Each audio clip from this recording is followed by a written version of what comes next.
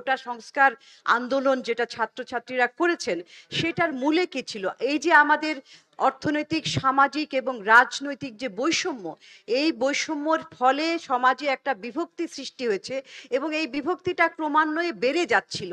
একদিকে আমরা অর্থনৈতিক উন্নয়নের গল্প শুনছিলাম, অন্যদিকে আবার আমাদের যে এই বৈষম্য সেটা কিন্তু বেড়ে যাচ্ছে এবং এটার ফলে এক পক্ষ হচ্ছে সুবিধাভোগী, অন্য পক্ষ সুবিধা বঞ্চিত।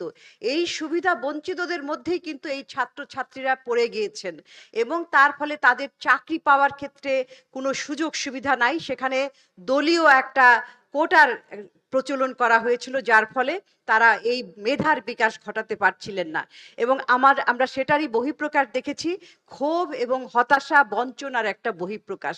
এবং তাদের এই বঞ্চনার বহিঃপ্রকাশের সাথে আমাদের সমাজের প্রত্যেকেরই জায়গা থেকে যারা যারা বঞ্চিত এবং যারা অবহেলিত এবং যারা অন্যায়ের শিকার হয়েছেন, তাদের সবার আকাঙ্ক্ষা, প্রত্যাশা মিলে গেছে বলেই কিন্তু একটা ছাত্র জনতার এই গণ অভ্যুত্থান সৃষ্টি হয়েছে। এবং এখন আমাদের যে প্রত্যাশা, সেটা হচ্ছে যে সব কিছু করা যাবে না, এটা আমরা শুনেছি, এবং কতদিনে কতখানি করা সম্ভব। 50 বছরের জঞ্জাল কয়েক বছরের, 5-10 বছরেও এটা পরিষ্কার করা যাবে না। এটা একটা চলমান প্রক্রিয়া এবং এই যে চলমান প্রক্রিয়ার মধ্যে আমরা কোনগুলোকে আসলে প্রায়োরিটি ভিত্তিতে দিব, অগ্রাধিকার ভিত্তিতে যাব, সেগুলো আমরা এখানে আজকে শুনলাম। এবং স্বল্প মেয়াদে, মধ্যমেয়াদে, দীর্ঘমেয়াদে অর্থনীতির ক্ষেত্রে যে সমস্ত খাতগুলো ভঙ্গুর হয়ে গেছে, পঙ্গু হয়ে গেছে, ব্যাংকিং খাত, আমাদের যে বাংলাদেশ ব্যাংকের যে বৈদেশিক মুদ্রার রিজার্ভ, আমরা মূল্যস্ফীতির চাপে জর্জরিত রয়েছি। আমাদের যে কোনো একটা প্রকল্প হাতে নিলে সেখানে যে দুর্নীতির একটা ছড়াছড়ি, প্রকল্প ব্যয় বহুগুণে বেড়ে যাওয়া, এই যে রাষ্ট্রীয় অর্থের যে অপচয়, এই অর্থের অপচয়ের ফলে একটা অর্থনীতি কিভাবে ভঙ্গুর হয়, যেখানে আমরা বলে আসছিলাম যে সামষ্টিক স্থিতিশীলতা রয়েছে, কিন্তু এখন অর্থনীতির প্রত্যেকটা সূচকে দেখেন এগুলো তলানির দিকে গিয়েছে। এইটার আমাদেরকে পুনরুদ্ধার করতে হবে এবং তার পাশাপাশি এই পুনরুদ্ধারের ফসলটা প্রত্যেকের কাছে যাতে যায়, সেই রকম একটা সমাজ আমরা চাই।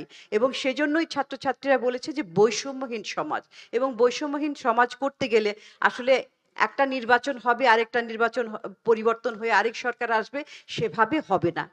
এটার একটা যেমন আইনগত দিক, রাষ্ট্রীয় কিংবা শাসন ব্যবস্থার পরিবর্তন, তারপরে একটা চর্চারও বিষয় রয়েছে এবং তার পাশাপাশি যে ওয়াচডগ বলতে একটু খারাপ শোনা যায়, মানে অর্থাৎ যারা কিনা এটা তদারকি করবে, চেক এন্ড ব্যালেন্সের একটা ব্যবস্থা থাকবে। আমরা দেখছিলাম যে চেক এন্ড ব্যালেন্স তখনই হয় যখন রাজনৈতিকটা ডেমোক্রেটিক হয়, যে গণতান্ত্রিক প্রক্রিয়ায় রাজনৈতিক পট পরিবর্তন হয়, অন্য দল আসে, আরেক দল চেক এন্ড ব্যালেন্সের মধ্যে থাকে। কিন্তু দেখি যে দিনের শেষে সব রাজনৈতিক দলগুলি কিন্তু তাদের একটা উদ্দেশ্য একই রকম মিলে যায় যখন তারা ক্ষমতায় আসে। সেইখানেই সাধারণ ছাত্র জনতা চেক এন্ড ব্যালেন্সের ভূমিকাটা পালন করবে। সেই রকম একটা কাঠামো তৈরি করতে হবে, আমরা বক্তাদের কাছ থেকে সেটা শুনেছি। সেই কাঠামোর মাধ্যমেই আমাদের ভবিষ্যতের রাষ্ট্রটা পরিচালনা করতে হবে এবং আমরা সিপিডির মিশন অ্যান্ড ভিশনই হচ্ছে যে আমরা একটা বৈষম্যহীন, অন্তর্ভুক্তিমূলক, সাম্যতা বজায় রাখে এইরকম একটা সমাজ গড়তে চাই।